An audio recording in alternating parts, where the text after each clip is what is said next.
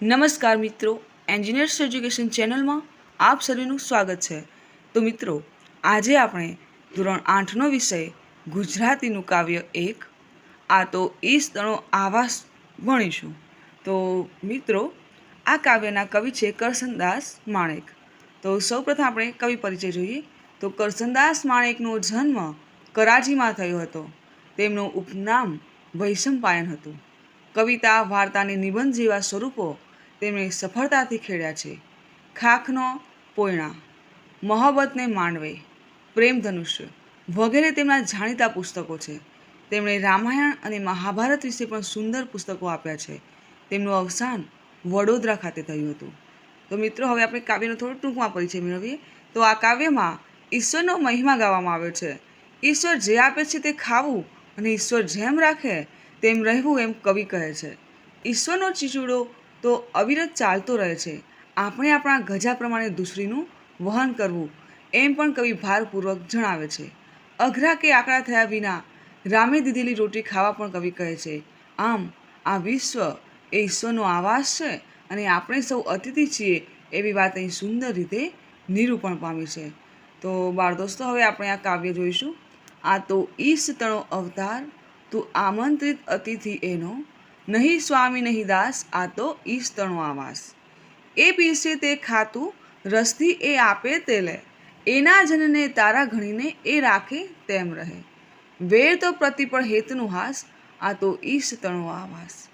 અખંડ ચાલે બ્રહ્મ ચિચોડો, કોઈ તાણે કોઈ માણે, તું નવરો નવ રેજે વહેજે, દૂસરી ગજા પ્રમાણે। કામો નાવે કદીએ કચાસ, આ તો ઈસતણો આવાસ। તું અથરો નવ થાજે, જાવા નવ રેજે વળી ચોટી, સૌ સાથે વહેંચીને ખાજે, રામની દીધેલ રોટી। સુદાસમ સમજી સહિયારી સાસ, આ તો ઈસતણો આવાસ। તો હવે આપણે કાવ્યને સમજીએ। તો અહીં કવિ કહે છે કે આ તો ઈસતણો આવાસ। ઈશ એટલે ઈશ્વર, પ્રભુ, માલિક। આ તો જે આપણો આવાસ છે, જે આપણું રહેઠાણ છે, જે આપણી આ પૃથ્વી છે, એ ભગવાનને આપણને બક્ષેલી એક ભેટ છે। આ બનાવેલી દુનિયા ભગવાનની છે। તું આમંત્રિત અતિથિ એનો, તને ભગવાને આમંત્રણ આપ્યું છે, તું અતિથિ છે, તું મહેમાન છે અહીં આ પૃથ્વીનું। નહીં સ્વામી નહીં દાસ, તો અહીંનો માલિક કે નોકર નથી। આ તો ઈસતણો આવાસ, આ તો ભગવાનનો વાસ, ભગવાનનો આવાસ છે। એ પીરસે તે ખાતું, રસથી એ આપે તે લે। ભગવાન જે તને આપે તે તું ખા અને રસથી જે આપે તે એમાં તું સંતોષ માણે। એના જનને તારા ગણીને એ રાખે તેમ રહે। અને બીજા આપણા જેવા જે મનુષ્યો છે એને બધા પોતાના ગણી અને જે રીતે ભગવાન તમને સુખ કે દુઃખ જેવી પરિસ્થિતિમાં રાખે એવી પરિસ્થિતિમાં તારે હસતું રહેવાનું સદા। વેર તો પ્રતિપળ હેતુનું હાસ, વેર તો પ્રતિપળ હેતુનું હાસ, આ તો ઈસતણો આવાસ। તું હંમેશા હેતુનું હાસ્ય વેરતો રહેજે। અખંડ ચાલે બ્રહ્મ ચિચોડો, કોઈ તાણે કોઈ માણે। આ જે બ્રહ્મ ચિચોડો છે, જે આપણું આ જીવન છે, એ અવિરતપણે ચાલ્યા કરે છે। જે ભગવાને આપણને જે જીવન આપ્યું છે એ અવિરતપણે ચાલ્યા જ કરે છે। દિવસો જતા રહે છે, તો આ દિવસોને કોઈ સારી રીતે માણે છે, કોઈ દુઃખમાં વિતાવે છે, કોઈ સુખમાં વિતાવે છે। તું નવરો નવ રહેજે વહેજે, જો તારે સુખમાં રહેવું હોય, જો તારે દુઃખી ન થવું હોય તો તું નવરો ન રહેજે અને વહેજે એમ।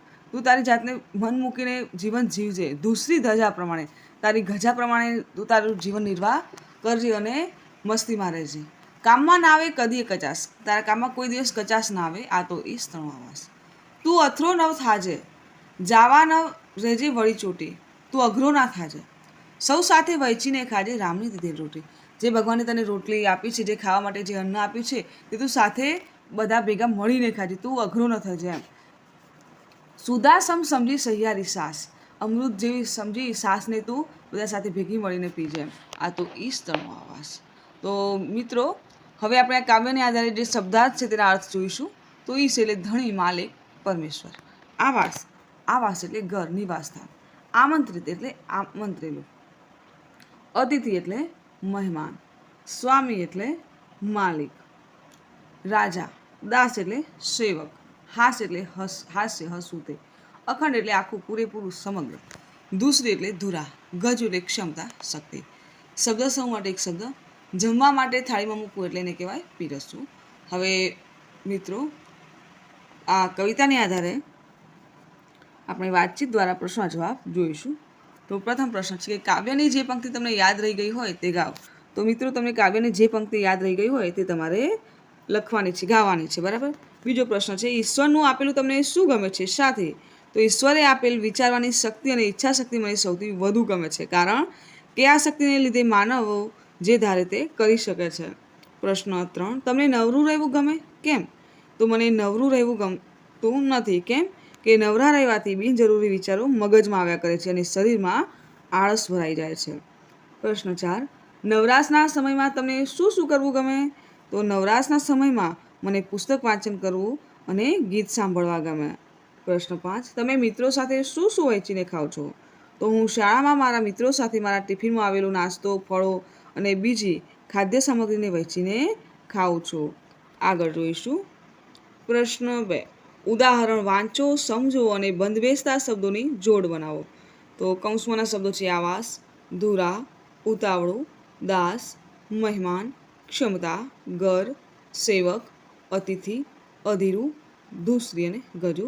જો ઉદાહરણ આપેલું છે, આ કૌંસમાંના શબ્દો બે મેળવ્યા છે. દાસ તો એનો અર્થ થાય સેવક, બરાબર.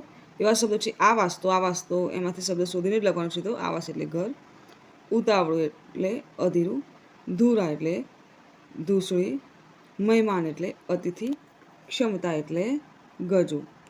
આગળ જોઈશું. પ્રશ્ન 3 જોઈશું. વાક્યોમાંના રેખાંકિત શબ્દોથી વાક્યોનો અર્થભેદ સમજો. આપેલા શબ્દોનો ઉપયોગ કરી આવા બીજા વાક્યો બનાવો. તો ઉદાહરણ છે ટીમ ઇન્ડિયાએ આજની T20 મેચમાં મહેમાન ટીમને ધૂળ ચટાડી.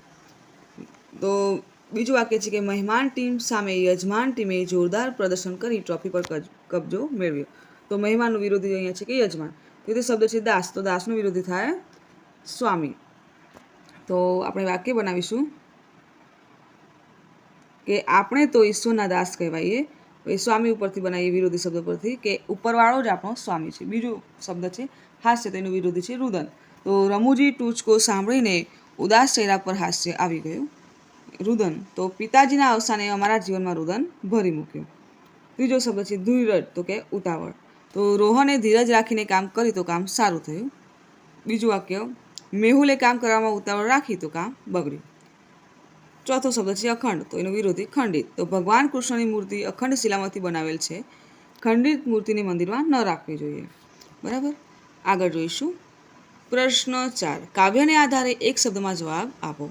પ્રથમ પ્રશ્ન કોણ સ્વામી કે દાસ નથી? તો માણસ અને મનુષ્ય. બીજું આનંદથી શું ખાવાનું છે? તો આનંદથી એ પીરસે તે ખાવાનું છે. ત્રીજો પ્રશ્ન પોતાના કોને ગણવાના છે? તો એના જનને, એટલે કે ભગવાનના જનને પોતાના ગણવાના છે. ચોથો પ્રશ્ન પ્રત્યેક ક્ષણ હેતુનું શું વેર છે? તો પ્રત્યેક ક્ષણે હેતુનું વેર હાસ છે. પાંચમો પ્રશ્ન અખંડ શું ચાલે છે? તો ચીચોડો. છઠ્ઠો પ્રશ્ન શક્તિ મુજબ શું પાડવાનું છે? તો ધૂસરી. પ્રશ્ન 7 સૌ સાથે શું વહેંચીને ખાવાનું છે? તો રામ રોટી. પ્રશ્ન 8 અમૃત જેવું શું છે? તો સાસ. આગળ જોઈશું. પ્રશ્ન 5 આ કાવ્યનું સમૂહ ગાન કરો. તો મિત્રો તમારે આ કાવ્યનું સમૂહ ગાન કરવાનું છે. પ્રશ્ન 6 આપેલા શબ્દોનો અર્થ દર્શાવતી કાવ્ય પંક્તિ શોધીને લખો. ઉદાહરણ છે જગત. તો કાવ્ય પંક્તિ એક શોધેલી છે કે આ તો ઈસતણો આવાસ. એ રીતે શબ્દ છે સંતોષ. તો કાવ્ય પંક્તિ શોધીને લખીએ કે એ પીરસે તે ખાતું રસતી, એ આપે તે લે. બીજો શબ્દ છે સંભાવ. તો એના જનને તારા ગણીને એ રાખે તેમ રહે. ત્રીજો શબ્દ પ્રવૃત્ત. તો તું નવરો નવ રહેજે વહેજે. ચોથો શબ્દ ધીરજ. તો તું અથરો નવ થાજે, થાવા નવ રહેજે વળી ચોટી. પાંચમો શબ્દ સમ. તો સૌ સાથે વહેંચીને ખાજે, રામની દીધેલ રોટી. આગળ જોઈએ. પ્રશ્ન 7 આપેલા ભાવાર્થને લાગુ પડતી પંક્તિ કાવ્યમાંથી શોધીને લખો. 1 તું એનો આમંત્રેલ મહેમાન છે. તો કાવ્ય પંક્તિ તું આમંત્રિત અતિથિ એનો. બીજું વાક્ય છે કે આ તો ઈશ્વરનું ઘર છે. તો આ તો ઈસદણો આવાસ. ત્રીજું વાક્ય એના માણસોને તું પોતાના સમજ. તો એના જનને તારા ગણીને એ રાખે તેમ રહે. ચોથું વાક્ય તું હંમેશા કામ કરતો જ રહેજે. તો તું નવરો નવ રહેજે વહેજે. પાંચમું વાક્ય કામમાં કોઈ કસર ના આવવી જોઈએ. તો કામમાં ના આવે કદીય કચાસ. આગળ જોઈશું પ્રશ્ન 8. પ્રશ્નના જવાબ લખો. પ્રશ્ન 1. ઈસતણો આવાસ શાને કહ્યો હશે? સાથી. તો કવિએ આ વિશ્વને ઈસતણો આવાસ કહ્યો છે કારણ કે આ સમગ્ર વિશ્વ કે આખું બ્રહ્માંડ એનું જ સર્જન છે. આ વિશ્વમાં રહેતા તમામ પ્રાણીઓ એના મહેમાન છે.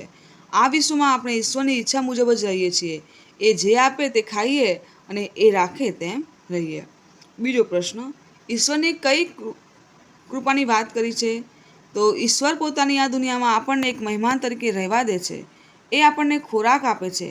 આપણે નથી એના માલિક કે નથી દાસ, છતાં પણ આપણને આ દુનિયામાં રહેવા દે છે. આપણી જરૂરિયાતો પણ પૂરી કરે છે. આ રીતે ઈશ્વર આપણી ઉપર અનેક પ્રકારની કૃપા કરે છે. પ્રશ્ન 3. ઈશ્વર પીરસે તે રસથી ખાવાનું શાથી કહ્યું હશે? તો ઈશ્વર પીરસે તે રસથી ખાવાનું એટલા માટે કહ્યું છે કે ઈશ્વર આપણી મહેનત અને કર્મને આધારે જે આપણા ભાગ્યમાં લખ્યું છે તે મુજબ આપણને આપે છે. એ આપણા માટે યોગ્ય જ હોય છે અને તેમાં જ આપણે સંતોષ માનવો જોઈએ. પ્રશ્ન 4. કામ કરવા બાબતે શું કહ્યું છે? તો કાવ્યમાં કામ કરવા બાબતે કહેવામાં આવ્યું છે કે તું નિરંતર કામ કરતો રહે, કોઈ પણ કામમાં આળસ ન કરવી અને કામમાં કચાશ પણ ન રાખવી. પ્રશ્ન 5. વહેંચીને ખાવાનું શાથી કહ્યું હશે? તો ઈશ્વરે આપેલું ભોજન સૌ સાથે વહેંચીને ખાવાની વાત કરવામાં આવી છે કારણ કે એકલા ખાવા કરતાં બધા સાથે મળીને ખાવાનો આનંદ કંઈક અલગ જ હોય છે. વળી કોઈ ગરીબ કે ભૂખ્યાની પણ એમાં ભૂખ સંતોષાય છે. સૌ સાથે ભેગા મળીને ખાવાથી છાશ જેવું સામાન્ય પીણું પણ અમૃત જેવું લાગે છે અને સાથે મળીને ખાવાથી ભાઈચારો પણ વધે છે. પ્રશ્ન 6. છાશને સુધા જેવી કેમ કહી હશે? તો કવિએ છાશને એટલા માટે અમૃત જેવી કહી હશે કે ઈશ્વર આપણને જે આપે છે તે આપણા માટે યોગ્ય જ હોય છે. વળી આ તો ઈશ્વરે આપેલી સહિયારી છાશ જે સ્વર્ગના દેવોને પણ દોહલી છે. તો આ છાશ આપણા માટે અમૃત સમાન જ હોય. આગળ જોઈશું પ્રશ્ન 9. કવિતાને આગળ વધારો, સ્વરચિત પંક્તિ ઉમેરો. તો પ્રથમ છે આ તો ઈસતણો આવાસ. તો આ તો ઈસતણો આવાસ, અવિન ભગવતીની બાહે ધરી અંદર વાસ, જ્યાં પ્રકાશની કિરણ હૃદયમાં ઉછળી અને ભાવના નવી રંગોલી ખેંચે. આ તો ઈસતણો આવાસ. શબ્દોના કદમ હરિયાળી સમછે, પ્રતિક્ષણમાં ગીતો ગુંજાવે, પ્રેમની પંખીમાં પાંખ ઝંકે. બીજી કાવ્ય પંક્તિ છે કે તું નવરો નવ રહેજે વહજે. તો તું નવરો નવ રહેજે વહજે, જ્ઞાનની ગંગામાં તું તરજે, શીખી લે નવી વાતો દુનિયાની, અનુભવથી જીવનને ભરજે. તો મિત્રો, અહીં આપણો વિડીયો પૂર્ણ થાય છે. તો જો આપણે મારો વિડીયો ગમ્યો હોય તો વિડીયોને લાઇક કરો, શેર કરો અને મારી ચેનલ એન્જિનિયર્સ એજ્યુકેશનમાં જો આપ નવા હોય અને હજુ સુધી મારી ચેનલને સબસ્ક્રાઈબ ના કરી હોય તો મારી ચેનલને સબસ્ક્રાઈબ કરો અને જોતા રહો એન્જિનિયર્સ એજ્યુકેશન ચેનલના નવા વિડીયો. મારો વિડીયો સંપૂર્ણ જોવા બદલ આપ સર્વેનો આભાર.